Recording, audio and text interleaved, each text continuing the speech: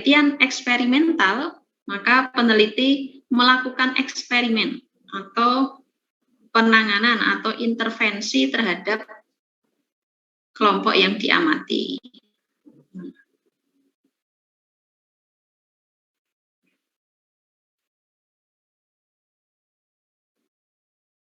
Apakah sudah tampak di layar peneliti mengamati saja, tidak melakukan eksperimen, percobaan, treatment, atau intervensi, tapi kalau eksperimental peneliti melakukan penanganan, intervensi, atau percobaan.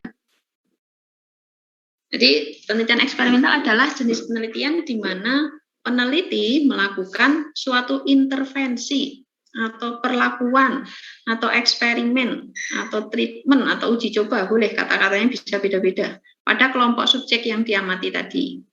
Kemudian mengamati hasil dari intervensinya. Apakah sesuai dengan yang diharapkan atau tidak. Misalnya saya melakukan fisioterapi terhadap 50 pasien frozen shoulder. Ada 50 pasien frozen shoulder di Rumah Sakit Jogja misalnya. Saya ingin tahu apakah fisioterapi yang saya berikan itu mampu mengurangi keluhan-keluhan dari pasien frozen shoulder, bisa meningkatkan activity of daily living dari para pasien frozen shoulder tadi. Nah, maka saya melakukan penelitian yang saya rancang jenisnya eksperimental. Jadi 50 pasien tadi sebelum diberi treatment apapun, sebelum dilakukan tindakan fisioterapi itu didokumentasikan. Semua keluhannya, identitas, semua keluhannya dilakukan asesmen dulu. Misalnya Bapak A itu nyerinya skalanya 7, Bapak B nyerinya skalanya 5, Bapak C skalanya 3 misalnya dan seterusnya. Kemudian kelemahan ototnya, keterbatasan LGS-nya, keterbatasan ADL-nya, misalnya semua didokumentasikan seluruh pasien tadi sebelum diterapi. Kemudian saya melakukan terapi satu persatu ya, tidak harus bersamaan. Karena kan repot 50, jadi satu persatu. Kemudian boleh jadi saya sendiri yang melakukan perlakuannya, melakukan intervensi, boleh jadi saya menggunakan tim yang terlatih. Misalnya karena saya dokter, penelitinya saya kemudian meminta bantuan fisioterapis profesional, misalnya minta bantuan Bu Jinten sebagai fisioterapisnya. Nah, jadi melakukan setelah di fisioterapi sebanyak berapa kali, misalnya ditentukan 5 kali misalnya. Nah, setiap kali habis terapi dievaluasi, nyerinya berkurang enggak, kalau berkurang jadi berapa, kekuatan ototnya meningkat enggak, jadi berapa, dan seterusnya. Dan sampai akhir terapi dibandingkan. Dari seluruh kelompok studi tadi didokumentasikan, dianalisis, hasilnya apakah fisioterapi yang diberikan mampu mengurangi nyerinya, meningkatkan kekuatan ototnya, meningkatkan LGS-nya, dan meningkatkan ADL-nya. Nah, itu contoh ini. Jadi seperti mendokumentasikan, tapi pasiennya nggak cuma satu. Pasien dengan sakit yang sama, tapi nggak cuma satu.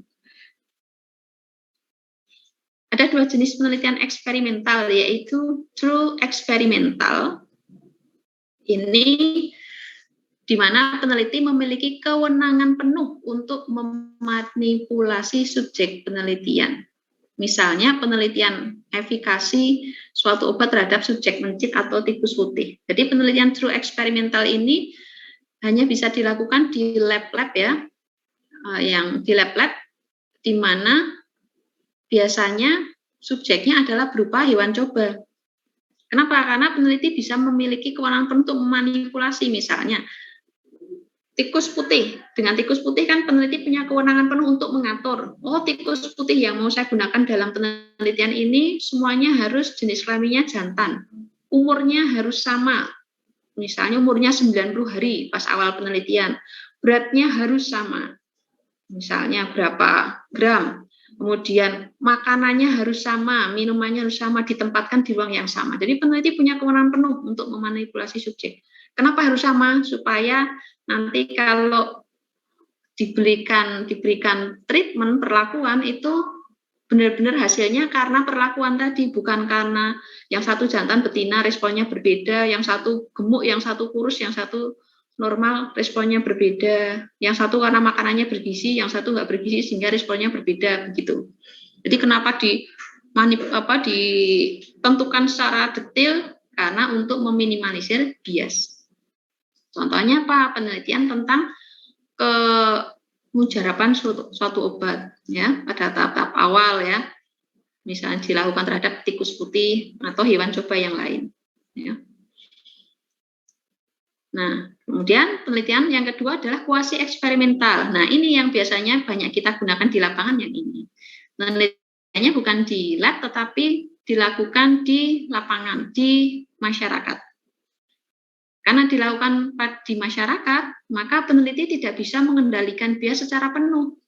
Kalau di lab pada tikus putih, kan peneliti bisa menentukan tikusnya harus jantan, harus beratnya misalnya berapa gram, misalnya 500 gram, umurnya harus berapa hari, misalnya sama, makanannya sama, minumannya sama, suhu ruangnya sama, ditempatkan ruang yang sama. Kan bisa benar-benar mengendalikan. Karena tujuannya memang benar-benar supaya nggak bias hasilnya. Tapi kalau di masyarakat, kita nggak bisa mengendalikan sampai sedetil itu. Misalnya, kasusnya jelas, penderita frozen shoulder. Tetapi kita nggak bisa mengendalikan sampai sedetil itu. Misalnya kalau sama-sama semuanya laki-laki misalnya masih bisa. Tapi umurnya misalnya persis 40 tahun. Nggak boleh lebih, nggak boleh kurang, harus tepat, nggak bisa. Bisa tapi sulit untuk mencapai, nanti harus nyari pasiennya kesulitan yang harus persis itu. Kemudian berat badannya harus sama. Kemudian makanannya harus sama, tambah sulit lagi. Ya, orang kembar aja makanannya bisa berbeda, di rumah sama, di luar beda, misalnya pas makan sama, pas ngemil beda. Karena itu dalam pengendalian bias dia tidak bisa sepenuh pada jenis true eksperimental pada hewan coba. Karena kita subjeknya masyarakat yang jelas-jelas berbeda latar belakang dan kesehariannya. Ya. Contohnya apa? Contoh bagaimana kita ingin tahu pengaruh chest fisioterapi terhadap kekambuhan asma. Ingin mengetahui pengaruh breathing exercise, positioning, dan exercise terapi terhadap long COVID misalnya. Nah, itu kita pakai kuasi eksperimental. Karena apa? Kita ingin melakukan treatment, intervensi, tindakan fisioterapi berupa breathing exercise, positioning, dan exercise terapi. Subjeknya siapa? Bukan tikus, bukan hewan coba, tapi apa?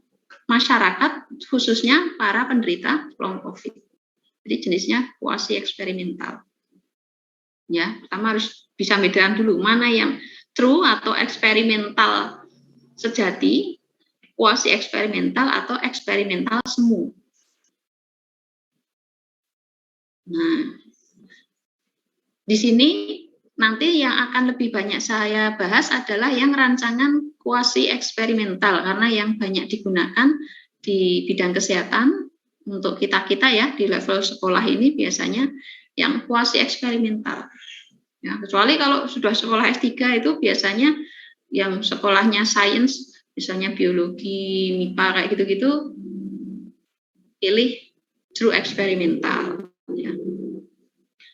Oke, rancangan true eksperimental yang sering digunakan ini, yang sering ada 5 ya, ada Rambang Lugas, sama subjek, ini bahasa Inggrisnya ada di sampingnya, completely randomized design, rancangan sama subjek, rancangan faktorial, pola silang, rancangan blok tak lengkap berimbang, dan seterusnya. Tapi ini kurang pas kalau untuk kita ya, yang di tingkat ini. Nah, yang sering kita lakukan nantinya adalah yang kuasi eksperimental.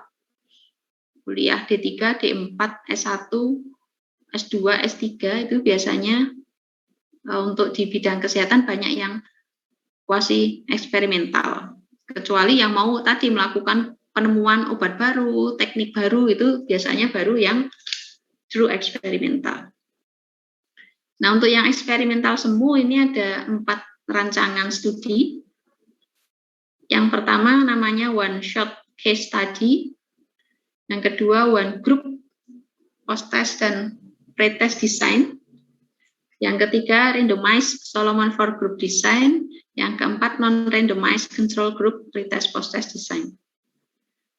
Nah, yang kita bahas banyak yang kuasi eksperimental sesuai yang akan kita pelajari besok kalau Anda D4, S1, S2, S3 tuh yang ini. Ya. Yang pertama rancangan one shot case study. Ya. One shot case study design. Ya. Bagaimana? Ini yang penting Anda tambahkan catatan cara membaca ini ya. Kan ada istilah-istilah di sini. Ini ada keterangan yang di kotak. Ya. Misalnya kasusnya kita masih menggunakan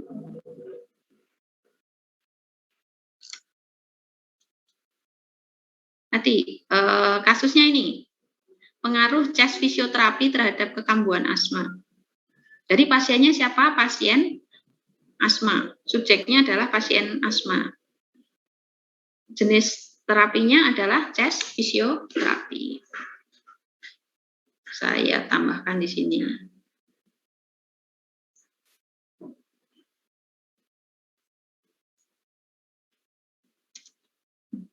Peneliti ingin mengetahui efek chest fisioterapi terhadap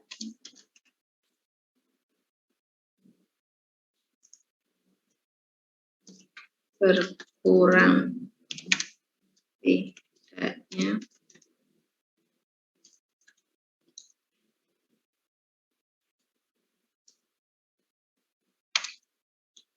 atau kalau Anda yang sudah dipelajari apa kasus yang paling ringan saja, misalnya yang paling ringan dulu ya, kalau asma masih kardiopulmonal belum nyampe ya,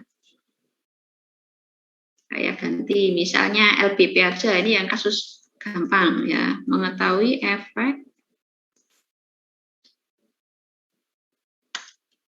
TENS dan terapi latihan terhadap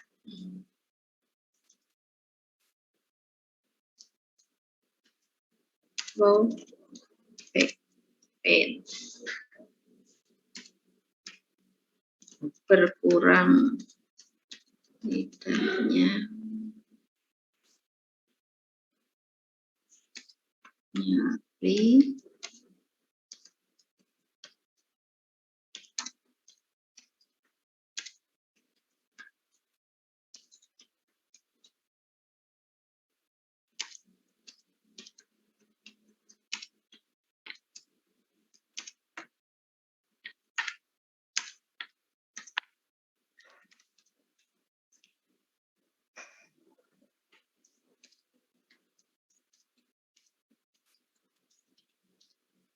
berkurang tidaknya nyeri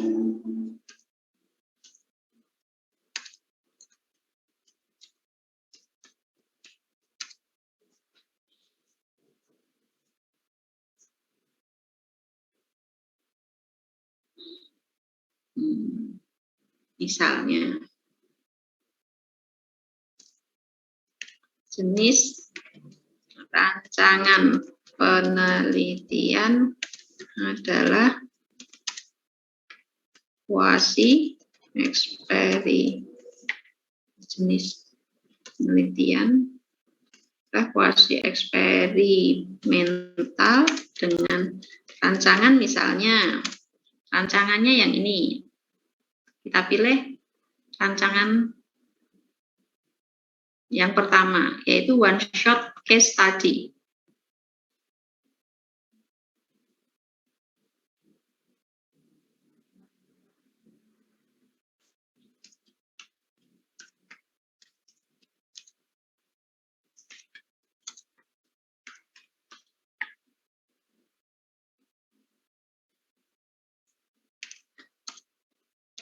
Kita ambil angka gampang aja ya, misalnya pasiennya 50.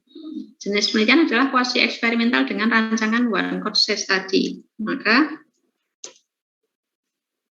tahapannya, urutannya masih sama dengan yang kemarin ya, misalnya mengurus proposal, kemudian atau kita nggak usah tanya, mengajukan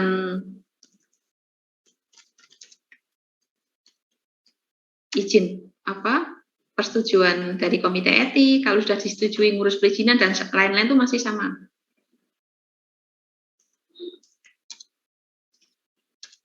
Kita lihat di sini aplikasi kasusnya saja.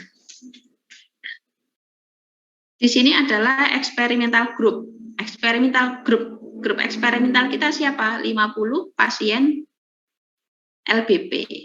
Kemudian dari 50 pasien LBP tadi diberikan treatment, diberikan perlakuan berupa fisioterapi, berupa TENS dan terapi latihan. Sesudah itu kemudian dilakukan post-test. Post-test itu maksudnya pengukuran sesudah terapi. Jadi Anda beri keterangan post-test itu pengukuran masalah yang ada sesudah dilakukan treatment.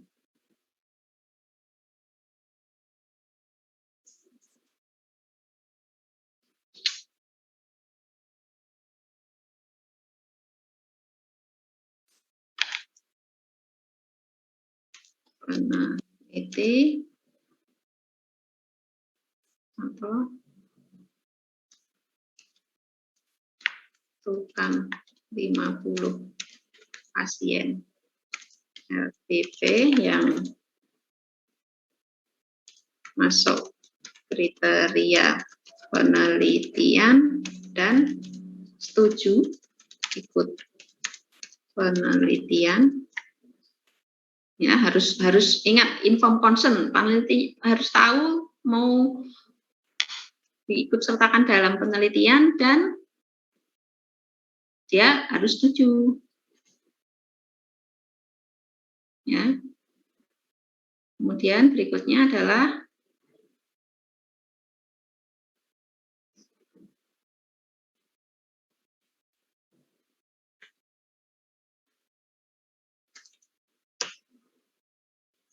dilakukan fisioterapi dengan modalitas TENS dan terapi latihan terhadap masing-masing pasien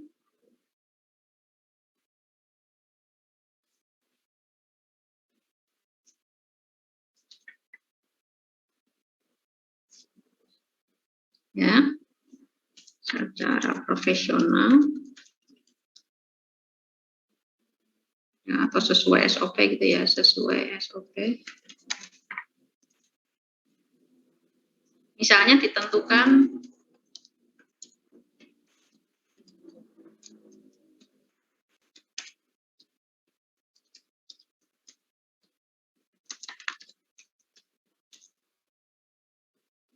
setelah semuanya diterapi, setelah 6 kali terapi,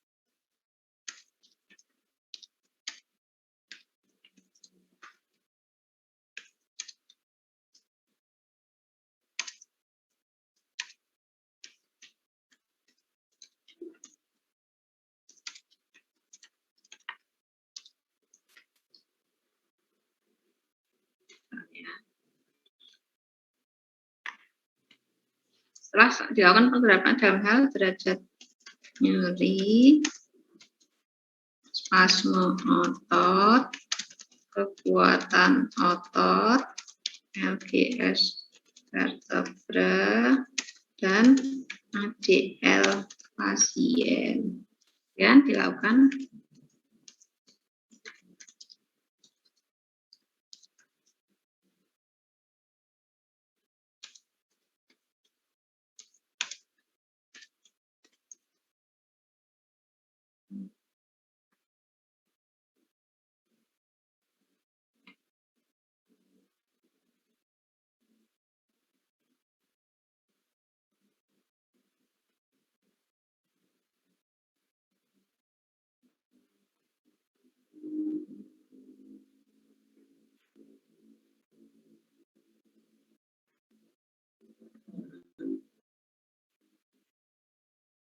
Sebentar, ini saya hapus dulu.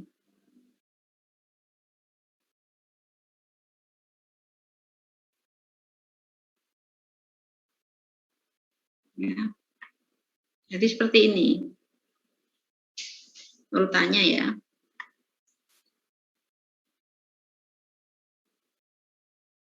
Jadi peneliti kalau one shot itu peneliti menentukan 50 pasien LBP yang masuk kriteria penelitian dan setuju. Dia sudah dijelaskan dan bahwa penelitian ini terlibat dalam penelitian, nanti datanya dirahasiakan, tidak untuk kepentingan yang lain, setuju atau tidak. Kalau setuju, tanda tangan, inform, consent, penelitian. Setelah itu, dilakukan tindakan fisioterapi berupa TENS dan terapi latihan terhadap masing-masing pasien sesuai SOP. Jadi, peneliti harus sudah menyusun SOP-nya. Yang melakukan tindakan fisioterapi siapa? Boleh penelitinya kalau dia memang fisioterapis. Misalnya kalau saya penelitinya, saya minta tolong fisioterapis yang saya tunjuk. Jadi bisa minta tolong orang lain. Kalau walaupun misalnya yang melakukan penelitian fisioterapis, boleh dia minta tolong fisioterapis lainnya. Atau dia sama fisioterapis lainnya dalam bentuk tim melakukan treatment itu juga bisa. Ya. Jadi intinya ada tindakan fisioterapi pada pasien LBP tadi, masing-masing diterapi 6 kali. 6 kalinya juga nggak asal. Misalnya menurut SOP dalam seminggu itu dilakukan penanganan fisioterapi sebanyak 3 kali pada hari selang 2 hari, misalnya Senin, Rabu, Jumat, misalnya, atau Selasa, Kamis, Sabtu, misalnya, seperti itu. Jadi tidak asal 6 kali, yang satu tiap hari, yang satu tiap 2 hari sekali, yang satu enggak, harus sama. Perlakuannya harus sama. Sama-sama diberi TENS, sama-sama diberi terapi latihan, jenisnya apa, berapa kali, durasinya berapa kali, itu harus sama. Setelah selesai, masing-masing pasien, mungkin selesainya enggak sama. Pasien A selesainya tanggal 5. Dia dievaluasi, didokumentasikan. Sekarang nyerinya berapa, spasma ototnya bagaimana, kekuatan otot, dan seterusnya. Kemudian pasien B misalnya selesainya tanggal 6, ya nanti jadi tidak harus 50 itu harus dalam 1 hari selesai, enggak, dicicil. Tapi intinya setiap kali pasien selesai terapinya, selesai 6 kali terapi tadi, dilakukan pengukuran atau post test, ya. Istilah ini disebut juga post test. Pengukuran ini. Nah, pengukuran ini, jadi kalau ada istilah post test dalam eksperimental itu maksudnya pengukuran yang dilakukan sesudah intervensi. Ya. Post test. Jadi tidak ada pretest. Jadi Anda tambahkan di catatan sini bahwa pada rancangan kuasi eksperimental dengan rancangan one shot, hanya one shot, sekali saja melakukan pengukuran di akhir penelitian. Atau hanya dilakukan post-test tanpa ada pre-test. One shot case study. Ini kalau ada yang bingung, silahkan tanya ya. Jadi hanya sekali pengukuran di akhir. Ya.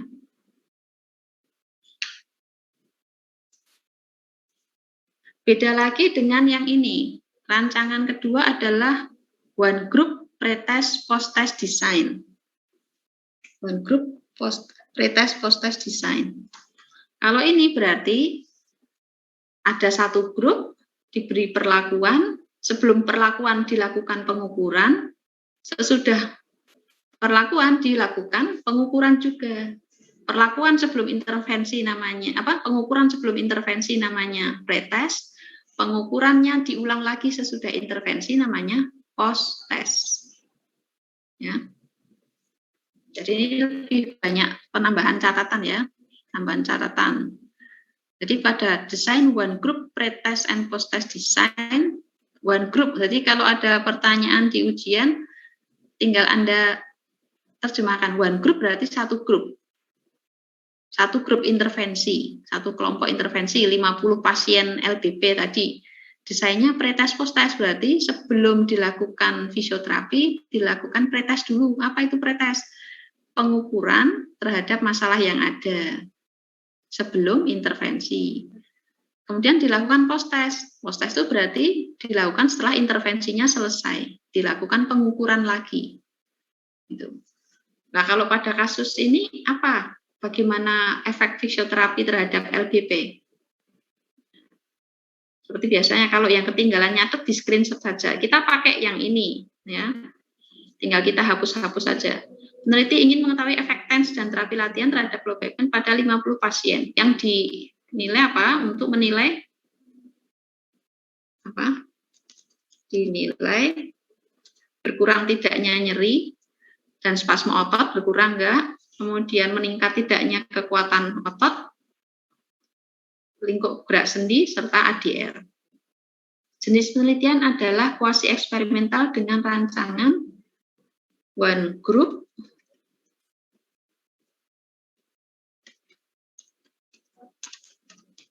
pre-test, post-test design. Maka rancangannya bagaimana?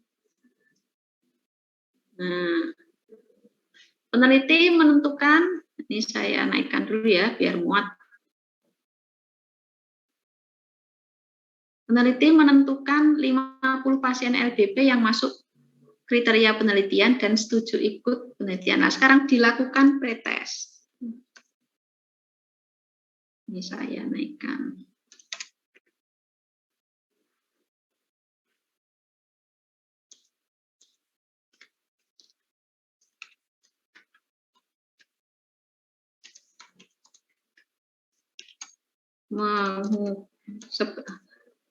Mengukur. Jadi sebelum terapi ya, mengukur derajat nyeri, spasme otot, kekuatan otot, LGS dan ADL masing-masing pasien sebelum dilakukan terapi.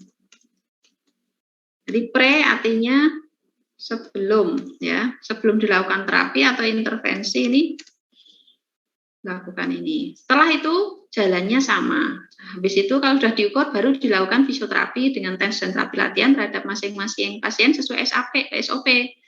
Setelah selesai nanti dilakukan pengukuran terhadap pasien. Tadi sama derajat nyeri, spasme otot, kekuatan. Nah, jadi tinggal menambahkan pretest. Dari desain tadi tinggal menambahkan pretest.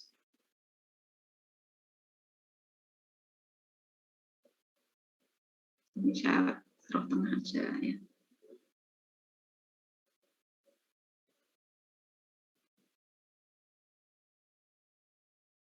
Nah, ini saya pelan-pelan saja. Sudah beda ya dengan yang tadi ya.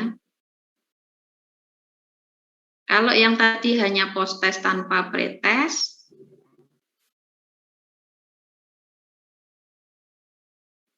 kalau yang ini ada pre-test, ada post-test. Pre-test maksudnya pengukuran masalah sebelum dilakukan terapi atau intervensi. Post-test artinya pengukuran masalah yang diukur sama. Kalau pre-testnya diukur nyeri, post-test ya ada nyeri, diukur lagi.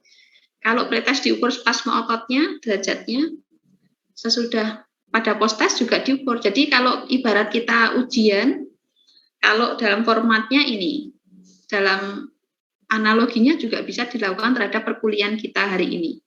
Misalnya saya ingin memberikan intervensi terhadap 20 mahasiswa semester 5. Intervensinya berupa apa? Memberikan kuliah dan praktek metodologi penelitian dengan topik rancangan penelitian eksperimental. Jadi saya berikan kuliah dulu, latihan-latihan, diskusi dan lain-lain. Nanti harapannya sesudah selesai kuliah Anda paham.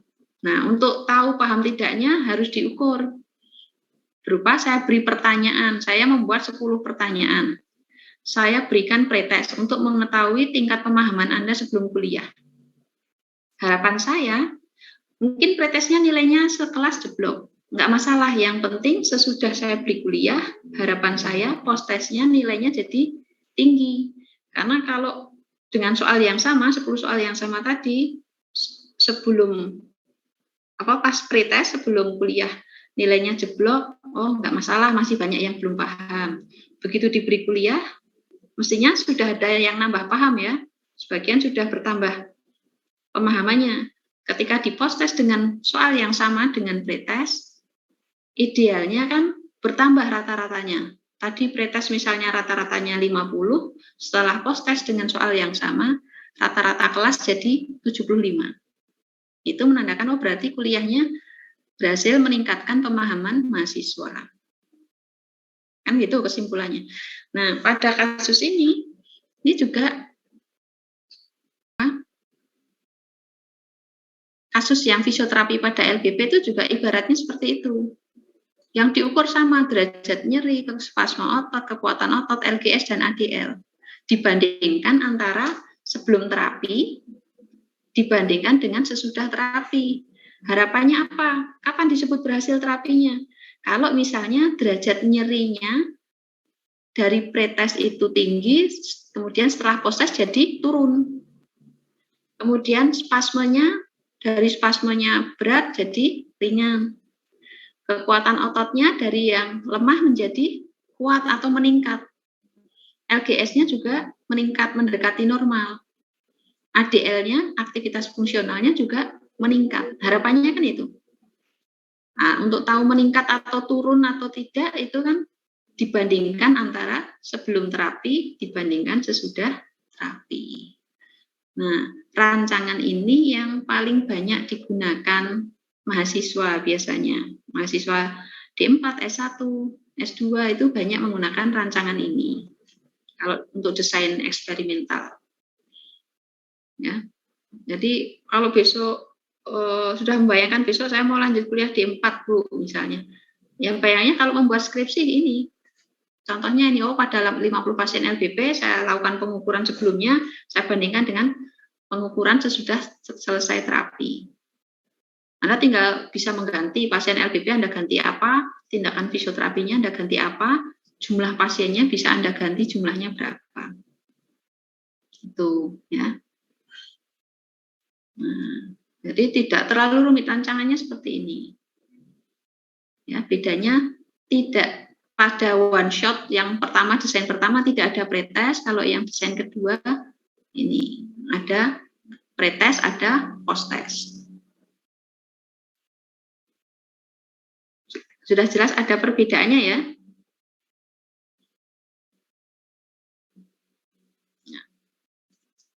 Sekarang bagaimana? Nah, ini yang lebih rumit lagi. Bukan hanya pretest, post-test, bukan hanya satu grup. Tadi kan cuma satu grup, satu kelompok, 50 pasien. Tadi loh, LBP atau tadi. Nah, sekarang rancangan berikutnya adalah randomized Solomon 4 group design. 4 group design berarti ada grup yang diamati ada berapa? Ada 4. Randomized Solomon 4 group design ada 4 yang diamati. Nah, grup pertama ini tambahan catatan ya. Grup pertama ini itu maksudnya eksperimental. Grup eksperimental 1. Yang grup ini adalah grup kontrol 1. Jadi kontrol terhadap grup ini. Kemudian yang ketiga, grup eksperimental 2. Kemudian kontrol terhadap grup eksperimental 2. Jadi ada 4 kelompok yang diamati, 4 grup yang diamati. Ini lebih rumit dari desain pertama dan kedua tadi. Ya.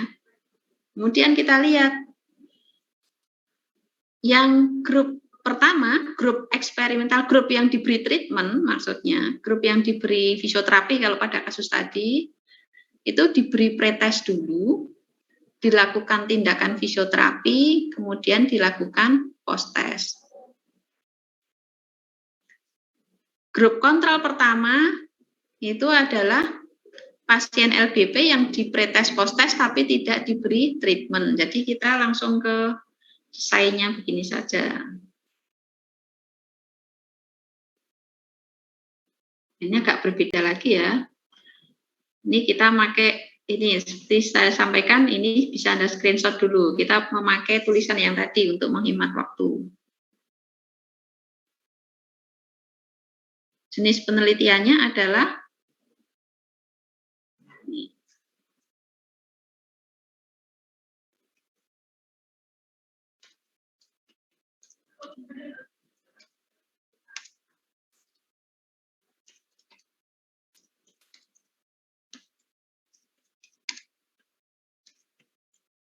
Nah, ini ya.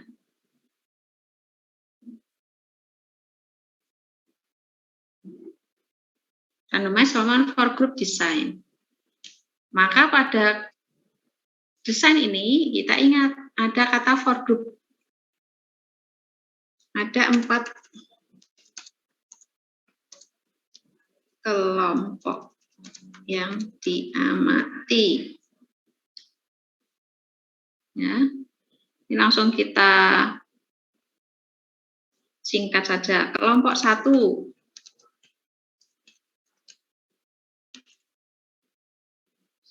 Karena tadi Anda sudah paham pretest posttest, jadi ini saya hapus ya. Kelompok 1. Siapa kelompok 1? Kelompok 1 ini adalah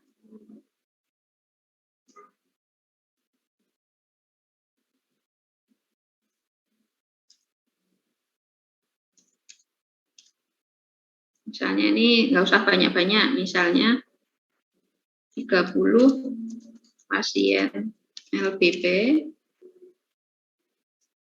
kemudian diberikan, ini saya buat yang jelas saja.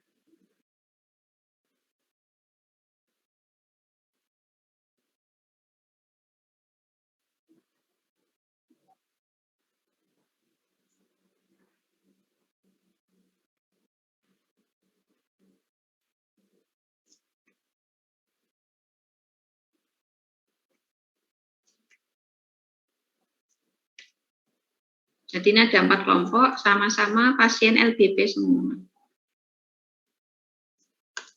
Ya. Ini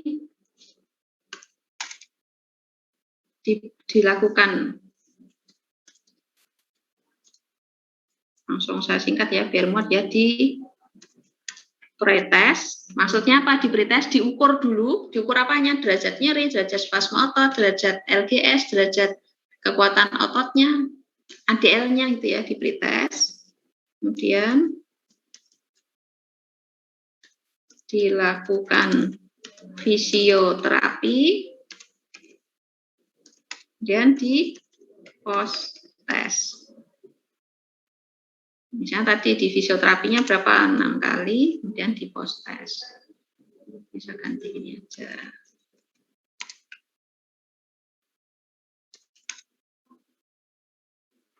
Kelompok 1. Bagaimana kelompok 2? Kelompok 2 adalah kontrol terhadap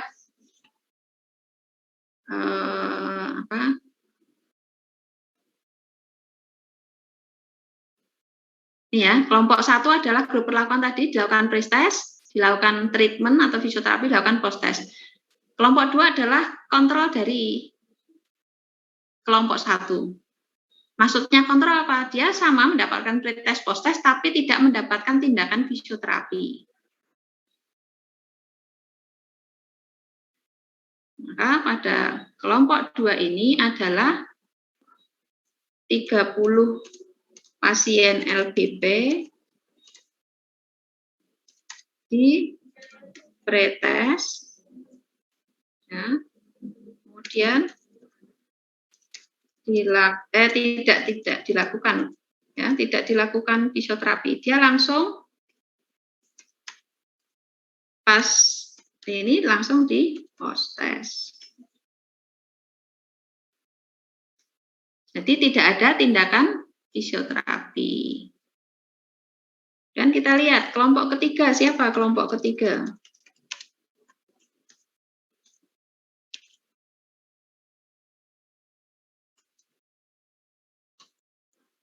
Kelompok 3 adalah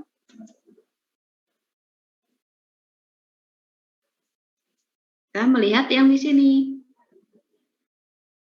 Kelompok ketiga adalah pasien yang mendapat perlakuan fisioterapi tapi di post-test juga tapi tidak mendapatkan pretest. Jadi desainnya lebih rumit ya ini. Jadi ini kelompok ketiga adalah 30 pasien LBP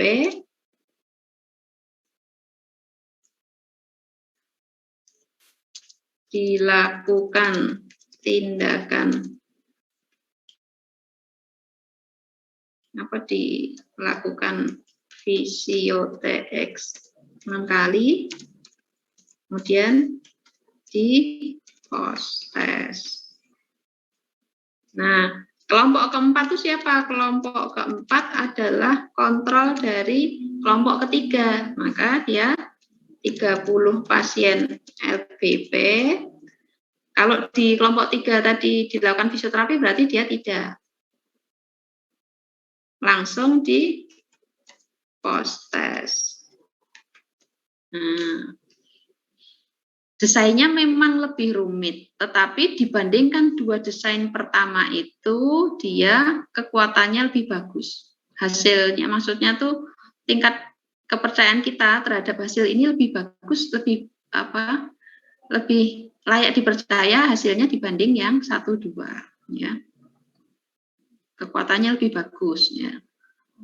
Memang desainnya jadi lebih rumit, butuh 4 kelompok, ternyata butuh 30 kali 4, 120 pasien misalnya pada kasus ini. Ya. Kalau disamakan 50-50 ya berarti 200 pasien kalau kasus ini. Kalau yang desain pertama dan kedua tadi kan cukup 50 pasien. Kalau ini mau 50-50 ya ini jadi 200 pasien, lebih banyak lagi. Dan perlakuannya dibeda-bedakan. Ada tidaknya perlakuan itu berbeda. Kelompok 1 ada pretest, ada fisioterapi, ada post-test. Kelompok kedua ada pretest, tidak dilakukan fisioterapi, di post-test. Kelompok 3 tidak di pretest, tapi di fisioterapi, di post-test. Sedangkan kelompok terakhir tidak dilakukan pretest, tidak dilakukan fisioterapi, tapi di post-test. Dengan definisi post-test sudah saya jelaskan tadi ya, diukur pretest atau post-test tadi diukur derajat nyerinya, jadi keterangan.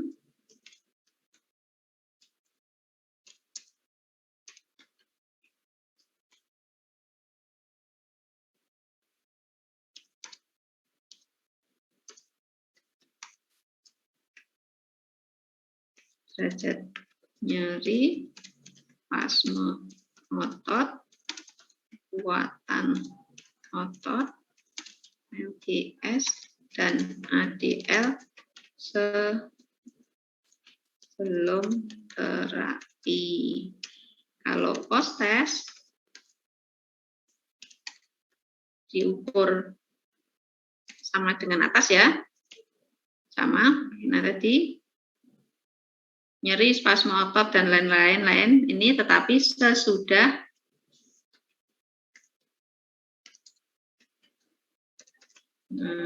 keterangannya itu. Nah, kemudian setelah dapat hasilnya nanti dilakukan analisis. Ya, sesudah dapat ini dilakukan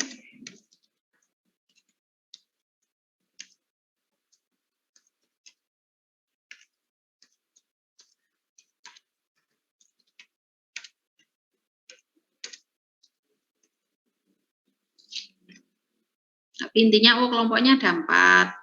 Ada yang dilakukan pretest post-test, ada yang hanya post-test saja. Ya, pelan-pelan saja.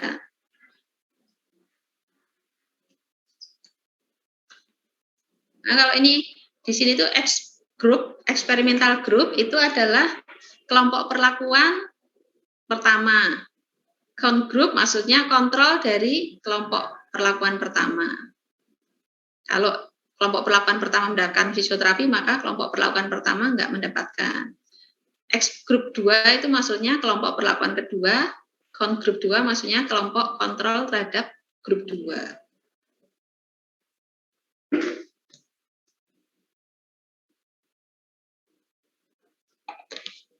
Pelan-pelan saja ya. Sekali lagi, yang ini lebih rumit, tetapi kekuatan hasilnya lebih bagus. Sama masalahnya, tapi kalau rancangannya lebih bagus, nanti tingkat kepercayaan terhadap hasilnya juga menjadi lebih bagus. Dibanding yang ini, lebih bagus yang rancangan ketiga. Tapi rancangan kedua lebih bagus daripada rancangan pertama. Jadi ini yang paling mudah, murah, tapi lebih lemah dibanding yang lain. Yang ini lumayan, setidaknya Anda mau sekolah D4, S1, S2, nanti setidaknya pakai ini. Ya, S3 juga bisa, setidaknya pakai ini.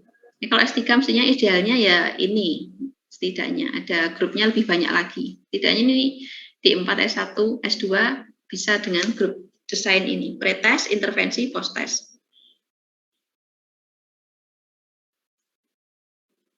Nah, yang berikutnya ini lebih sederhana, non-randomized control group, pretest, post-test, design.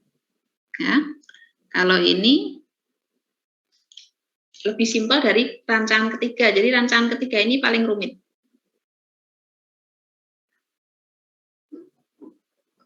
Non-randomized control group. Sekali lagi ini silakan bagi yang telat nulis, silakan di screenshot saja.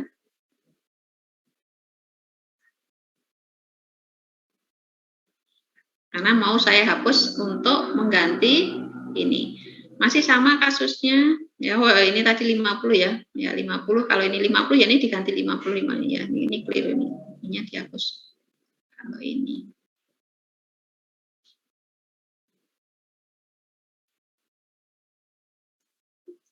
Sekarang kita jenis penelitiannya eksperimental dengan desain non randomized ya. Control group, pretest, post-test, design.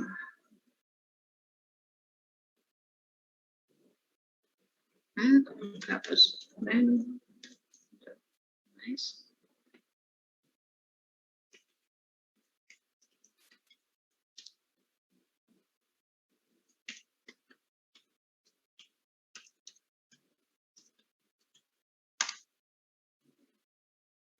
Di sini ada dua kelompok yang diamati. Jenis penelitian kuasi eksperimental dengan rancangan non-randomized control group pretest post-test design. Ya. Kelompok pertama misalnya 30 pasien LPP di pretest. Kita hapus ya. Nah, kita lihat. Kelompok pertama, kelompok perlakuan dilakukan pretest, fisioterapi, post-test. Kelompok kedua, grup kontrol, artinya tidak diberi perlakuan, pretest, post-test. Nah, cuma gitu aja. Jadi kelompoknya cuma dua, satu, ada pasien di pretest, di fisioterapi, di post-test. Kelompok kedua, di pretest, tidak di fisioterapi, di post-test. Nah, itu aja. Ini lebih sederhana dari rancangan ketiga tadi.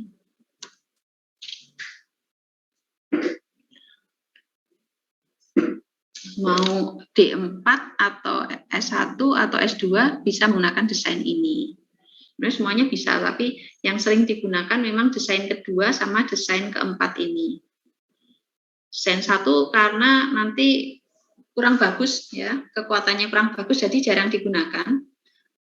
Desain kedua sama desain keempat ini sering digunakan di D4, S1 atau S2 karena kekuatannya lumayan bagus, tapi tidak ribet banget.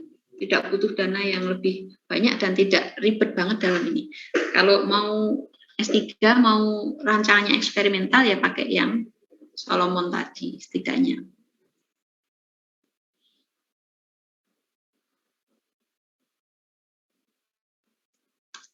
Ya. Silakan di di screenshot dulu. Jadi selalu saya ingatkan satu masalah penelitian atau satu judul penelitian itu yang penting tujuannya mau apa toh? Tujuan penelitian ini apa? Kalau sudah nanti itu untuk membantu menentukan rancangannya. Nah, dari satu topik penelitian bisa dibuat dengan berbagai rancangan. Tinggal mana yang paling bagus, sebenarnya yang paling sesuai dengan sikon kita. Karena begini, Bu, saya ingin penelitian yang paling ideal. Solomon tadi, ya, yang Solomon for group tadi, randomized Solomon for group design tadi. Tetapi waktu yang saya miliki terbatas, dana yang saya miliki terbatas, kemudian tenaga yang saya miliki terbatas. Akhirnya nggak selesai sesuai dengan proposal, itu kan nggak bagus. Jadi mana yang terbaik saat untuk kita, yaitu yang paling sesuai dengan apa yang ada di kita, sikon kita. Ya, butuh cepat, bagus tapi cepat. Ya, kita ya cari jalan tengah yang lumayan bagus tapi cepat yang mana? Oh, saya mau pakai yang desain kedua saja, yang pretest post-test desain tadi. Nggak masalah. Jadi setidaknya jangan yang nomor 1, karena itu terlalu simpel, nanti hasilnya jadi kurang bagus. Setidaknya desain nomor 2, syukur-syukur nomor 3 atau nomor 4 atau nomor 3 tadi. Ya. Itu. Jadi ini bedanya ini. Lagi pelan-pelan saja saya, ya. Yang grup pertama dilakukan fisioterapi tanpa pretest tapi langsung di post-test. Yang desain kedua ada pretest, fisioterapi, post-test. Yang rancangan keempat dulu 2 grup, pretest, fisioterapi, post-test. Pretest tidak ada fisioterapi, post-test dibandingkan. Nah, yang paling rumit adalah desain ini. Solomon for group design, randomized Solomon for group design. Kelompoknya ada 4. Kelompok pertama pretest, fisioterapi, post-test. Kelompok 2 pretest, tidak di fisioterapi, post-test. Kelompok ketiga tidak di pretest, di fisioterapi, post-test. Kelompok keempat tidak di pretest, tidak di fisioterapi, tapi dilakukan post-test. Tujuannya apa? Tujuannya untuk mengendalikan bias-bias atau kekeliruan dalam pengambilan kesimpulan yang bisa muncul. Memang paling bagus ini untuk mengendalikan bias-bias atau kekeliruan dalam pengambilan kesimpulan yang muncul. Tapi tadi, jadi jumlah sampelnya menjadi lebih banyak, waktunya dan tenaga, pikiran, dana itu juga menjadi lebih banyak juga dibandingkan yang 3 desain lainnya. Jadi saya sarankan minimal yang ini. Kalau Anda nanti studi lanjut, minimal desainnya yang ini.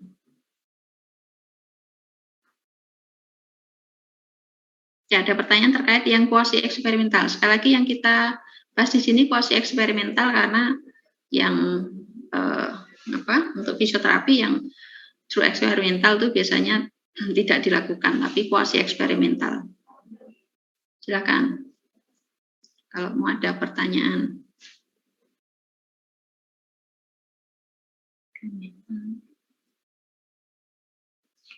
Nanti ada post-test ya.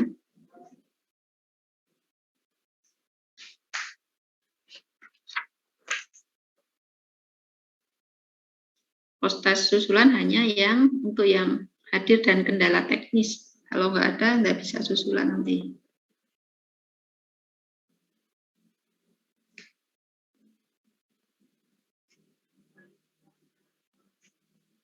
Oke, tidak ada pertanyaan, saya lanjut lagi.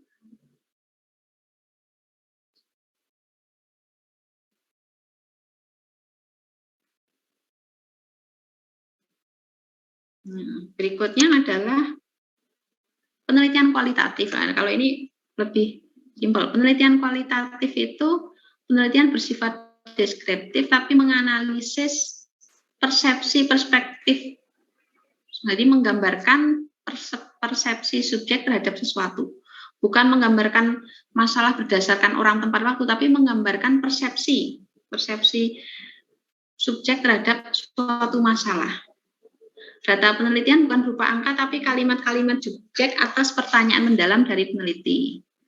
Nah, ini kebalikan dari penelitian kuantitatif ya. Kalau penelitian kuantitatif itu persiapan nyusun proposal itu lama. Kemarin sudah saya katakan, penelitian kuantitatif itu sebenarnya yang paling berat itu sebenarnya menyusun proposal dengan tepat. Karena kalau tidak benar proposalnya atau rencana kerjanya nggak benar, nanti kerjanya juga nggak benar. Jadi sebenarnya pada penelitian kuantitatif itu bagaimana menyiapkan proposal dengan baik itu sebenarnya tugas yang lumayan lebih lama sebenarnya. Begitu di lapangan mengumpulkan data itu sebenarnya lebih ringan. Ya. Kebalikannya, kalau kualitatif kebalikannya, proposalnya nggak rumit. Sebenarnya rencananya begini, nah tapi begitu di lapangan itu rumit. Kenapa? Karena memerlukan kemampuan yang kritis dari pewawancara. Karena ini kan datang dengan wawancaranya, misalnya intinya ya, kok banyak yang nggak percaya COVID. Saya ingin tahu apa alasan mereka yang nggak percaya COVID itu. Jadi intinya kan proposalnya nanti mewawancarai berapa responden, misalnya di Kecamatan Baungtapan ya, misalnya di Kecamatan Baungtapan mewawancarai 10 responden. Jadi nggak banyak-banyak, 10 atau 5 atau 6, 7 sudah cukup. Misalnya 10 responden, nggak banyak saya, misalnya 8 responden tentang alasan dia nggak percaya COVID itu apa.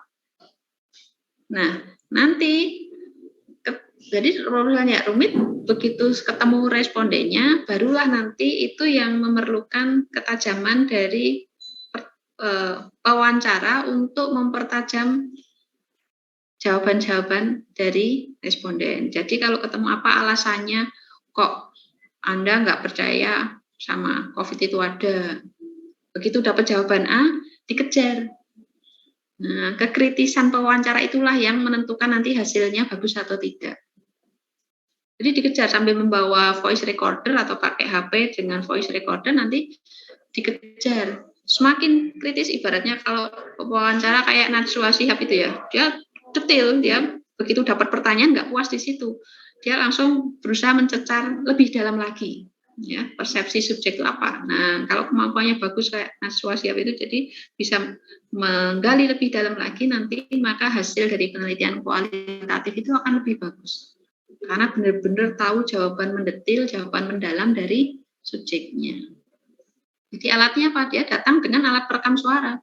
Mau pakai voice recorder, mau pakai HP, intinya yang bisa merekam jawaban-jawaban responden yang diwawancarainya. Setelah selesai satu responden, nanti bisa dicicil mentranskrip, ya, dari jawaban kalimat itu diubah dalam tertulis dalam data tertulis. A mengatakan apa itu ditulis transkrip ya. Kalau dulu masih manual, mentranskrip itu dilambatkan suaranya, diputar rekamannya, dilambatkan, kemudian pelan-pelan ditulis manual. Tapi kan sekarang sudah ada aplikasi-aplikasi ya di internet ya, dengan Google dan teman-temannya nanti membantu transkrip. Jadi dia mengatakan apa, nanti langsung muncul dalam bentuk tulisan. Ya, dari yang lisan jadi tertulis. Bilang ya akan muncul bilang apapun kata-katanya sesuai dengan yang dikatakan tulisannya. Kemudian baru menyortir. Kalau sudah ketemu targetnya 8 responden, maka setelah 8-8-nya itu selesai diwawancara, datanya sudah ditranskrip, diubah dalam bentuk bahasa tulis, kemudian disortir. Mana dari seluruh wawancara tadi, dari masing-masing responden, dari wawancara tadi, mana kalimat-kalimat inti yang menjawab masalah yang ada. Jadi disortir dari kalimat-kalimat intinya. Ini mungkin wawancaranya 1 jam, tapi nanti yang dimunculkan dalam hasil penelitian tuh bukan wawancara seluruh 1 jam dari 8 orang itu. Jadi diambil poin-poinnya kan. Kalau mau wawancari orang kan pakai basa-basi dulu, misalnya ini mengenalkan dulu, saya ini siapa, mahasiswa fisioterapi AB semester 6, datang ke Bapak karena ini bermaksud untuk mewawancari Bapak untuk penelitian saya yang berjudul begini-begini. Apakah Bapak bersedia menjelaskan dulu toh? Seperti itu. Jadi setelah bersedia nanti ditanya Pak ini gini-gini, jadi pertanyaannya kan kadang diselingi hal-hal lain. Jadi nanti disortir mana yang merupakan inti jawaban dari masalah tadi yang kita tanyakan. Contohnya, ini penelitian saya mixed method. Jadi satu penelitian tapi dua metode dengan kuantitatif dan kualitatif ya. Kuantitatifnya pakai cross sectional, kualitatifnya seperti ini.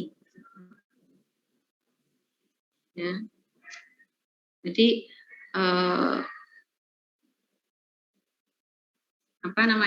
double ini. Jadi sekarang banyak yang dengan rancangan double.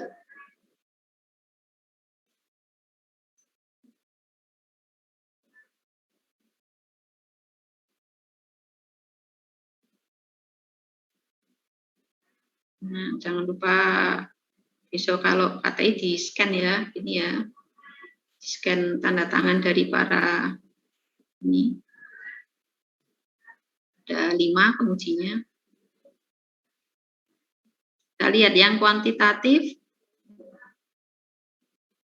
Ini ada 114 halaman. Nah, ini yang kuantitatif kemarin. Ini ya. Pertama deskriptif dulu, kuantitatif mendeskripsikan dulu. Ya, udah kelihatan ya PDF-nya ya? Sudah, Bu. Nah, saya mendeskripsikan ini. Langkahnya dari awal, hasil dari awal dulu. Nah, ini hasil penelitian. Pertama, deskriptif dulu. Mendeskripsikan lokasi penelitian. Ini Kecamatan Bambang Lipuro. Dari petanya. Kemudian, demografinya, penduduknya bagaimana. Jumlah penduduknya per kelurahan. Harus dideskripsikan dulu. Langkahnya deskriptif dulu. Kemudian, piramida penduduknya bagaimana. Kemudian permasalahan sosialnya yang terkait penelitian saya, kecacatannya bagaimana di tiap-tiap kelurahan. Kemudian karena yang saya teliti itu peserta posyandu, nah peserta posyandunya yang ada di kecamatan itu bagaimana, jumlahnya berapa, klasternya, tingkat kemandiriannya bagaimana. Nah, terus kegiatan yang dilakukan berapa masing-masing posyandu, ada datanya. Ya. Distribusi jenis transport ini masih deskriptif. Ini rancangannya cross sectional ya. Karakteristik subjeknya jadi ada total itu 238 peserta ya.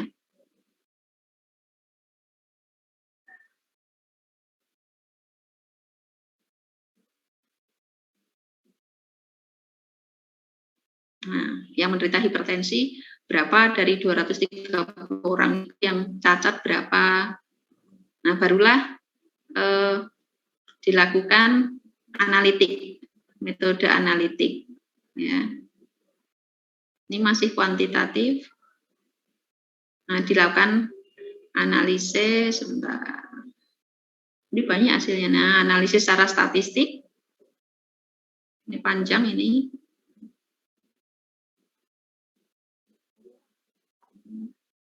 Ini tantangan saya besok disertasi harus yang tesis saja saya segini, yang disertasi harus lebih lagi ya. Karena kata penguji karena ini mirip disertasi mahasiswa lain soalnya apa misalnya standarnya disertasi. Nah, ada hitungan-hitungan kuantitatif. Nah, sekarang yang kualitatif bagaimana? Contoh kualitatif adalah saya bukan hanya menghitung wawancarai ini, tapi wawancarai apa alasan mereka ikut masing-masing kegiatan. Kan kegiatannya itu ada di posyandu lansia yang saya teliti ada pemeriksaan kesehatan, ada pemberian makanan tambahan, ada olahraga, ada pembinaan kesenian, pembinaan spiritual, kemudian rekreasi gitu ya. Nah, ini contohnya, ini adalah tampilan dari hasil penelitian kualitatif. Ini hasil in-depth interview atau wawancara mendalam persepsi subjek tentang manfaat kegiatan pemeriksaan kesehatan di posyandu lansia yang diikutinya. Subjek pertama lansia laki-laki berusia 64 tahun dari sosial ekonomi mampu. Subjek kedua adalah lansia perempuan 69 tahun dari sosial ekonomi tidak mampu. Subjek ketiga lansia laki-laki 71 tahun dari sosial ekonomi tidak mampu. L1 ini berarti ini kata-kata inti dari subjek pertama yang dari ekonomi mampu tadi ya, ketika ditanya apa manfaatnya ikut pemeriksaan kesehatan di posyandu. Nah, dia menjawab, saya punya penyakit darah tinggi, pernah sampai 180 tensinya, sampai gelir-gelir. Jadi bahasa apapun kata-kata pasien ya disampaikan sesuai, nggak usah diterjemahkan lagi. Dia bilang gelir-gelir ya ditulis, walaupun tidak baku bahasanya ini. Jadi karena yang tidak baku ditulis, dicetak miring di sini, sampai gelir-gelir. Pengennya tiap bulan periksa tensi ke puskesmas, tetapi antreannya banyak. Jadi kesananya kalau pas kambuh saja. Jadi kalau pas kambuh ya sesuai dengan fisioterapi kardiovaskuler pulmonal loh. Pasien hipertensi biasanya berobat kalau kambuh aja gitu. Setelah tensi enak, walaupun tensinya masih tinggi, biasanya nggak kontrol lagi. Karena merasa sudah enak. Nah itu jeleknya gitu. Makanya saya rajin periksa tensi di posyandu, bisa dapat obat juga kok. Nah, responden kedua beda lagi, boyok saya sering pegel, lutut kaku-kaku, kalau mau ke puskesmas tidak ada yang ngantar. Nah ternyata problemnya lansia kedua ini tidak ada yang mengantar kalau mau ke puskesmas, padahal dia sebagai lansia sudah banyak keluhan. Nah kalau periksa di posyandu itu enaknya dekat rumah, jadi bisa berangkat sendiri tiap bulan. Kelompok lansia ketiga menyatakan selama ini saya sehat-sehat aja, tapi kalau di posyandu jadwalnya pemeriksaan saya mau datang terus, soalnya bisa periksa tensi dan nimbang. Pokoknya biar tetap sehat. Jadi walaupun dia nggak ada keluhan, dia tetap ingin tahu tentang tensi dan berat badannya. Yang lain lagi, ketika ditanya terhadap bagaimana manfaat terhadap kegiatan PMT, manfaat kegiatan PMT yang dia ikuti. Saya bilang berhubung tensi saya sering tinggi, yang ini lansia pertama tadi, ya. Berhubung tensi saya sering tinggi, disuruh dokter ngurangi yang asin-asin. Jadi kalau makan di rumah, kadang malah rasa-rasan, males-malesan. Karena apa? Garamnya kan dikurangi, jadi nafsu makannya diturun. Tapi kalau di posyandu, makannya bareng-bareng sama yang lain, jadi ya makannya jadi ikut semangat. Nah, ternyata dia senang ikut PMT di posyandu lansia. Kenapa? Karena makan bareng-bareng temennya sambil cerita ngalor ngidul, jadi lebih semangat. Kalau di rumah dia nggak semangat. Kenapa? Karena kan sudah terbatas makanannya, harus dikurangi asin-asinnya. Jadi nafsu makannya jadi turun. Ya. Yang lansia kedua, sebenarnya kalau di rumah saya makannya sedikit, giginya ada yang ompong.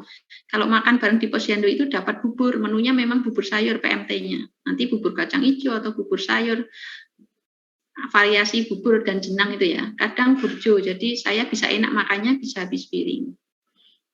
Nah, hal-hal seperti ini tidak bisa kita dapat informasinya kalau rancangannya kuantitatif, ya. Kita nggak akan tahu. Nah, ternyata semua itu saya makan di rumah atau di Maru sama enak. Bedanya kalau di posyandu makannya bareng mbah-mbah lainnya bisa cerita-cerita. Senangnya itu. Terus itu.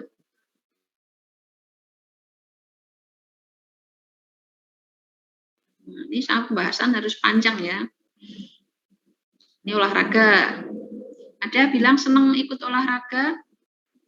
Kenapa? Temannya banyak, jadi greget. Ya. Ada yang filosofinya kalau olahraga tuh dia memang suka dari dulu, karena kalau rajin gerak badan tuh keringatnya banyak keluar. Nah, dia punya keyakinan bahwa kalau keringatnya banyak keluar, racunnya juga banyak yang keluar. Gitu. Jadi orang lebih sehat kalau olahraga dan banyak keluar keringat. Tapi ada temuan yang di sini yang di penelitian saya jadi temuan baru, yaitu ketika orang ikut pemberdayaan ekonomi, yang lain-lain itu meningkatkan kualitas hidup, kok ini kalau ikut pemberdayaan ekonomi malah kualitas hidupnya turun. Ternyata dari hasil wawancara ketahuan lah. Kalau nggak ada wawancara ini nggak akan ketahuan kenapa orang ikut pemberdayaan ekonomi harusnya sejahtera, makin bahagia, kualitas hidupnya bagus. Tapi pada penelitian ini ditemukan yang ikut pemberdayaan ekonomi malah susah. Ternyata dari wawancara ditemukan ini. Dulu pas ternak kambing PE, peranakan Etawa, saya rasa kurang cocok untuk warga. Warga biasanya ternak sapi, tapi itu disuruh ternak kambing PE, jadi kan nggak cocok. Kalau kambing kan lebih repot cari pakannya tiap hari. Makanya kambing pada sakit lah, udah lansia, disuruh cari makanan kambing tiap hari untuk pemberdayaan ekonomi kan repot, nggak keurus akhirnya. Jadi kambingnya banyak yang sakit atau mati. Setelah ganti nggak nanam ternak kambing. Pas nanam pepaya bibitnya bagus, tapi pas ditanam parasimbah tidak dikurungi, tidak dipageri bibitnya. Ya sudah dipatoki ayam dan angsa mati. Wah, gagal lagi pemberdayaan ekonomi yang kedua. Kalau yang pertama gagal karena tadi nggak sesuai, warga biasa ternak sapi kok disuruh ternak kambing peranakan Etawa. Nggak sesuai, nggak kemampuan keterampilannya nggak sebagus kalau ternak sapi, sehingga banyak kambing yang akhirnya sakit dan mati. Diganti yang nanam-nanam yang mudah, nggak perlu perawatan. Bagus ini pepaya, tapi lupa pas nanam nggak dikurungi. Akhirnya bibitnya pada mati, dimakan ayam dan angsa. Nah ini basah-basah gini, nggak dapat. Makanya pas nanam bibit pisang itu terus dikurungi. Nah, setelah pisang kepok dan pisang raja dikurung, sekarang udah pada panen. Kita tidak repot.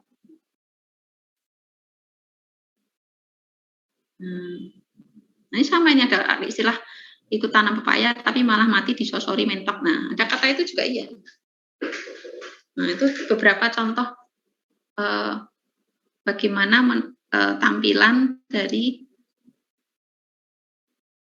penelitian kualitatif. Ya. Jadi bahasa-bahasa yang tradisional tidak baku, ya muncul ya disajikan. Gitu.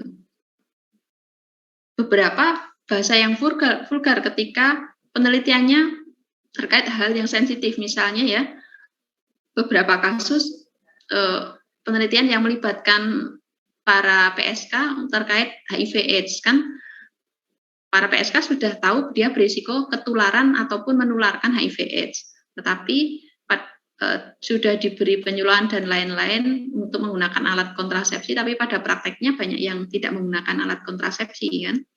Nah itu ditanya kenapa kok sudah tahu berisiko ketularan kok tetap tidak menggunakan, kan membahayakan diri Anda dan juga langganan Anda itu kan diwawancara. Nah, itu kadang bahasa-bahasa yang muncul ya vulgar dalam penelitian kualitatif.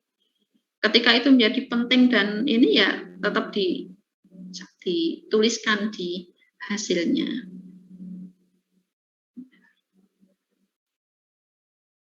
Nah, jadi itu contoh-contoh hasil penelitian kualitatif. Persiapannya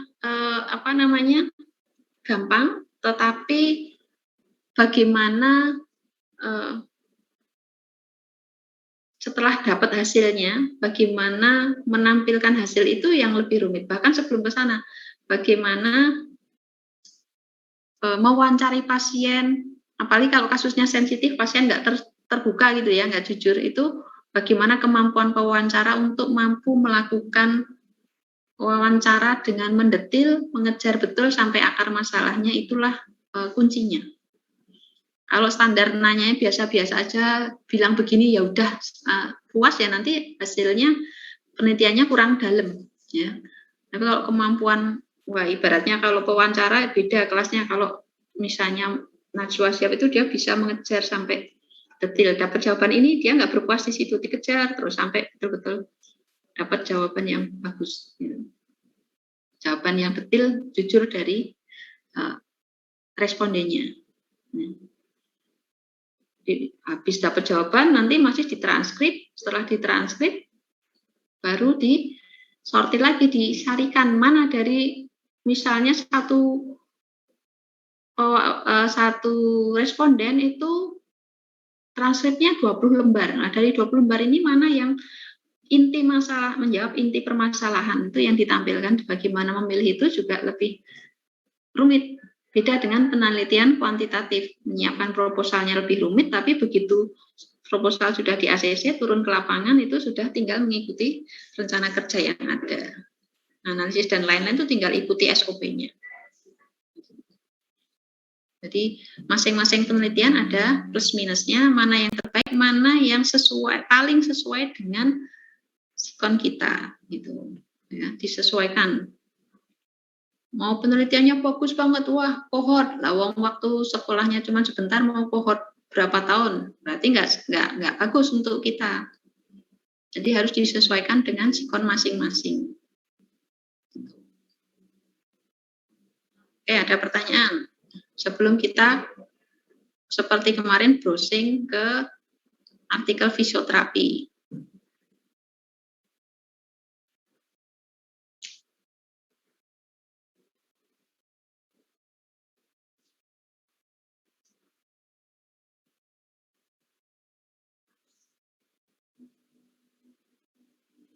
Kita ke jurnal.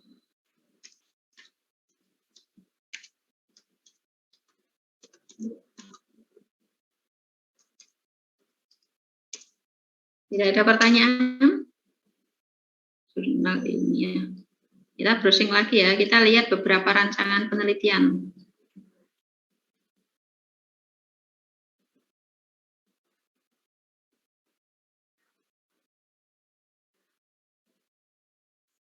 Sudah terlihat Mozilla-nya, jurnal ilmiah fisioterapi.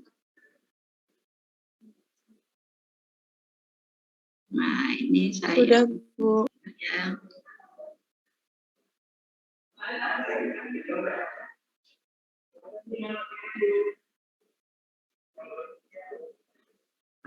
Ini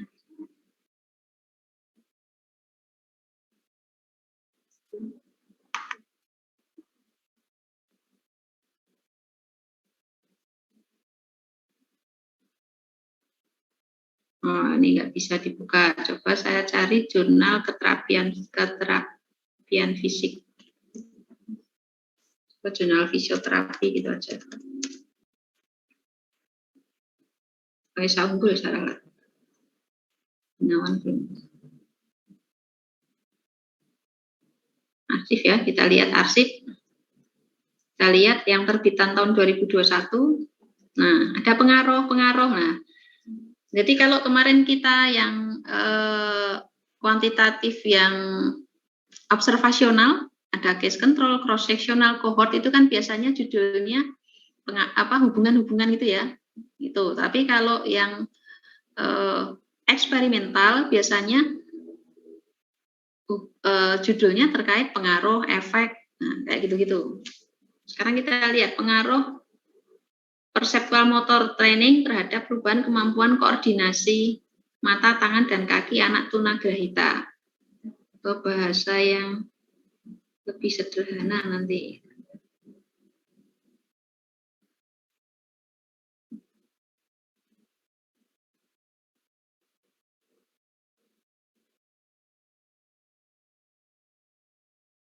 Lihat, karena kadang sekali lagi tidak selalu bahwa artikel yang terbit di jurnal itu pasti benar. Karena itu kita sambil menganalisis. Kadang terbit di jurnal, kalau jurnalnya kurang bagus, reviewernya ya nanti kadang metodologinya keliru ya tetap terbit. Nah, kita lihat ya, ini juga dipelajari di bab berikutnya. Jurnalnya namanya Jurnal Ilmiah Fisioterapi. Ini adalah printed atau nomor ISSN cetak, ini adalah nomor ISSN elektronik dari jurnal tersebut. Ya, kalau buku ISBN ya, izin terbitnya. Kalau jurnal ISSN. Judul penelitiannya apa? Pengaruh perseptual motor training terhadap perubahan kemampuan koordinasi mata, tangan, dan kaki anak tunagrahita di SLB Laniang, Makassar. Penelitinya siapa ini? Nadila Rida Amalia, Nahdiah, dan teman-temannya ini. Selalu intisari dari penelitian namanya abstrak. Abstraknya nanti tinggal jurnalnya mau dalam bahasa Inggris atau bahasa Indonesia tuh aturan jurnal beda-beda. Ya. Kalau yang di sini jurnalnya dalam 2 bahasa, abstraknya bahasa Indonesia dan bahasa Inggris. Abstrak nama lainnya intisari ya. Isinya ada latar belakang, kemudian nah ini latar belakang, ada tujuannya apa, metodenya. Metode yang digunakan adalah kuasi eksperimental. Artinya apa? Kuasi eksperimental tidak dilakukan di lab, tidak terhadap hewan coba, tapi dilakukan di masyarakat, di lapangan, di masyarakat, di tengah-tengah komunitas. Rancangannya apa? One group pre-test and post-test design. Artinya apa? Ada satu kelompok subjek diamati, ya, yang diamati, dilakukan pengukuran sebelum terapi namanya pretest dan dilakukan pengukuran yang sama sesudah terapi atau post test. Ini adalah desain kedua tadi. Kalau kita kembali ke slide, ini rancangan jenis kedua. Saya katakan yang paling sering digunakan mahasiswa D4, S1, S2 itu paling sering ini. Kalau kuasi eksperimental paling sering one group pretest and post test design. Artinya satu kelompok yang diamati, kelompok apa? Oh, berarti pasien tunagrahita ini. Anak tunagrahita ringan berusia 10 sampai 14 tahun yang mampu melakukan komunikasi. Jumlahnya berapa? 17 anak. Jenis treatmentnya, jenis intervensinya apa? Tinggal dibaca. Perceptual motor training. Jadi pelatihan. Dilakukan selama 12 kali dalam waktu 4 minggu. Jadi ceritanya pada penelitian ini, kelompok yang diamati siapa? Yaitu kelompok anak tunagrahita ringan yang bisa berkomunikasi. Usianya antara 10 sampai 14 tahun. Jumlahnya berapa? 17 anak. Intervensinya berupa apa? Perceptual motor training. Berapa kali? Pelatihannya 12 kali dalam waktu 4 minggu. Dilakukan pre-test dan post-test. Dilakukan pengukuran sebelum perlakuan, sebelum training, dan pengukuran sesudah training. Terhadap apa? Terhadap ini, nih, kemampuan koordinasi mata. Jadi diukur, pretestnya mengukur kemampuan koordinasi mata, koordinasi tangan, koordinasi kaki. Ada 3 hal, kemampuan koordinasi mata, koordinasi tangan, dan koordinasi kaki. Sesudah perlakuan, sudah training, dilakukan lagi pengukuran terhadap koordinasi mata, tangan, dan kaki. Hasilnya, nah kemudian uji statistiknya ini nanti di S1 ya, Anda pelajari S1 atau D4, uji statistiknya namanya Safirovic test. Setelah dites ternyata hasilnya bermakna, sehingga kesimpulannya terjadi peningkatan kemampuan koordinasi mata, tangan, dan kaki setelah dilakukan training tadi. Berarti trainingnya berhasil. Jadi setelah dilakukan pelatihan perseptual motor selama 12 kali, tadi anak-anak tunagrahita ringan tadi, kemampuan koordinasi mata, tangan, dan kakinya meningkat. Tuh. Jadi ini contoh kuasi eksperimental dengan one group pre-test and post-test design. Lebih lengkap silakan dibaca sendiri di sini. Metodenya apa? One group pre-test and post-test training. Ini panjang pelatihannya seperti apa? Ini sudah ada nih. Untuk pelatihan minggu pertama, kedua, ketiga dijelaskan lebih lanjut di sini. Anda bisa baca. Ini adalah contoh ini. Wah, kita coba lagi penelitian lainnya. Ini tahun 2021 ya terbitnya tadi ya. Kita lihat. Nah, di tahun 2021 lagi.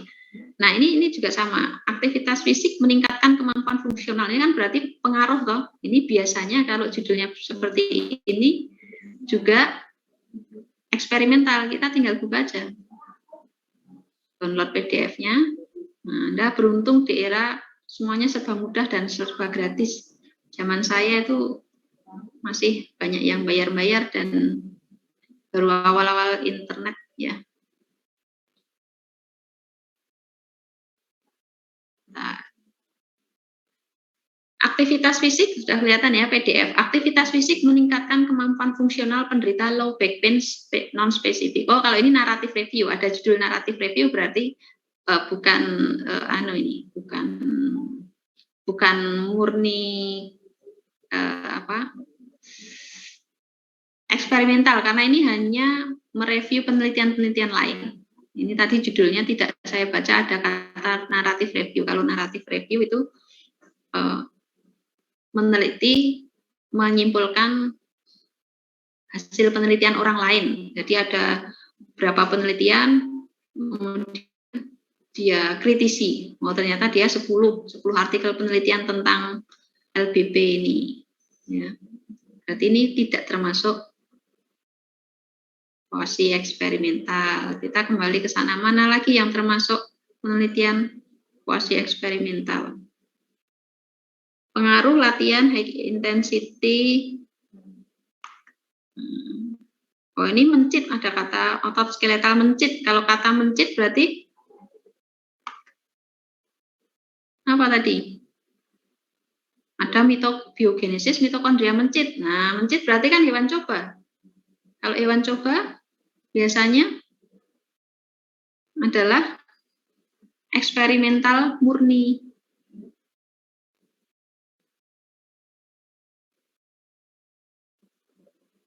Nah, kita lihat, oh betul toh, dia fisiologi kedokteran, prodi magister. Nah, jadi dia kemudian Fakultas Sains dan Teknologi. Ini bukan tindakan fisioterapi ya, ini dengan moderate intensity. Nah,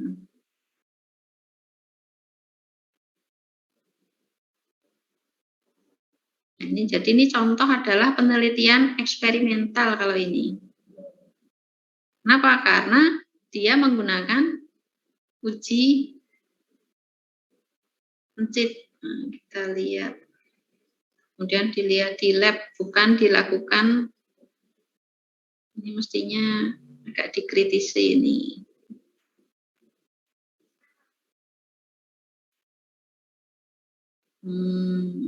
Ini mestinya dikritisi nih, kok bisa terbit, harusnya metodologinya kurang penulisan naskahnya kurang bagus dia.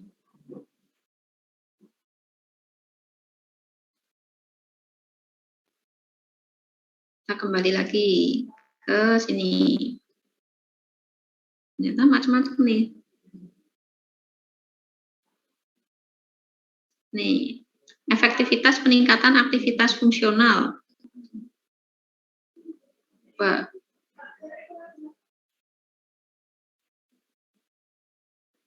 Kita lihat lagi.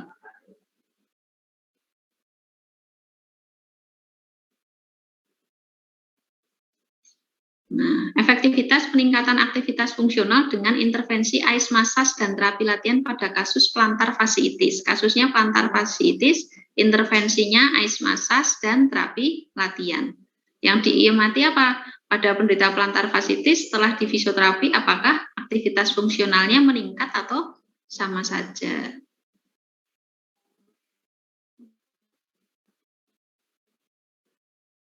Nah, ini juga kurang bagus ini nulis artikelnya, harusnya di metodenya. Nah, ini sama toh, metodenya adalah kelihatan ya. Rancangan penelitian yang dilakukan adalah pretest and post-test control group design. Jadi rata-rata memang banyak menggunakan yang rancangan kedua, pretest and post-test control group design. Ya, jadi sebelum dilakukan fisioterapi dilakukan pretest dulu, kemudian nanti Anda baca lagi ya. Ini cuma cara menulisnya masih keliru ini. Ini contoh bagaimana kita harus mengkritisi bahwa yang terbit di jurnal belum tentu benar. Ini kalau kita kritisi ini langsung tujuan, tetapi metodenya ini kurang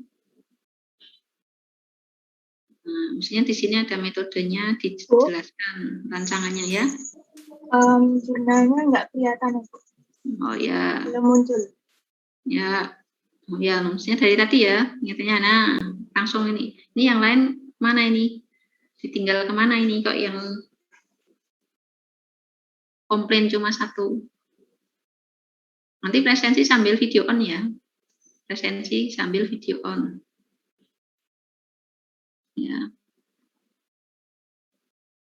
Nah, ini tadi judulnya efektivitas peningkatan aktivitas fungsional dengan intervensi ice massage dan terapi latihan pada kasus plantar fasciitis.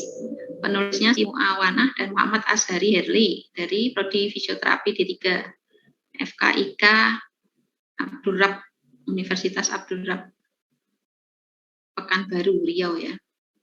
Ini intisarinya tadi saya cari di metode penelitiannya ya tadi ya. Nah, rancangan penelitian dilakukan dengan pretest and post-test control group design. Ya. Tapi sekali lagi, selalu saya katakan apakah penelitian yang terbit di jurnal itu pasti benar dan layak dipercaya? Jawabannya belum tentu. Pertama, apakah mesti benar kesimpulannya? Belum tentu, karena tidak sedikit penelitian yang metodologinya keliru. Sehingga, apalagi kalau jurnalnya kurang qualified, jadi dia ketika direview, reviewernya juga kurang qualified, sehingga yang masih belum benar atau kurang pas bisa terbit, bisa lolos. Gitu. Kemudian, kalau hasilnya benar, metodologi benar, hasilnya bisa dipercaya, belum tentu bisa kita aplikasikan di tempat kita sehari-hari. Kenapa? Karena tempat kita jangan-jangan memiliki perbedaan dalam sarana prasarana, tenaga, SDM gitu, sehingga yang hasil penelitian yang bagus tadi ketika diaplikasikan ke tempat kita nggak bisa karena keterbatasan sarprasnya di institusinya misalnya. Jadi pakai terapi, pakai metode begini, misalnya radiofrekuensi dan lain-lain. Radiofrekuensinya di rumah sakit kita nggak ada, berarti sebenarnya secara metodologi bagus, kesimpulannya bisa dipercaya, tapi belum bisa diaplikasikan di tempat kita. Nah, ini nanti Anda seperti kemarin, bisa browsing lagi, ya. Bisa di jurnal-jurnal lainnya lagi, misalnya jurnal keterapian fisik, jurnal fisioterapi yang lain lagi. Syukur-syukur yang jurnal fisioterapi yang internasional, ya. Tentang contoh-contoh berbagai bentuk penelitian. Nah, penelitian kalau disimpulkan dari awal sampai akhir, jenis penelitian yang banyak dilakukan di bidang fisioterapi itu kalau nggak paling banyak memang kuasi eksperimental dengan desain pretest and post-test design. Ya, paling banyak itu. Kemudian yang lainnya bisa deskriptif sama cross-seksional. Selama ini kalau yang di fisioterapi Indonesia kalau nggak kuasi eksperimental ya deskriptif atau cross-seksional tadi, analitik yang cross-seksional. Nah, Anda mau meneliti sebagai fisioterapis atau sebagai nantinya mahasiswa tingkat lanjut, itu bisa memilih yang paling sesuai dengan psikonya tadi. Pengen yang bagus, Solomon desain, pakai 4 grup, tetapi ada keterbatasan waktu, tenaga, dana, ya disesuaikan saja. Mana yang paling memungkinkan tapi hasilnya bagus. Pilih rancangan kedua atau rancangan keempat. Jangan, yang satu itu pokoknya kalau bisa jangan digunakan rancangan pertama, karena dia hanya langsung post-test, biasanya terlalu tinggi.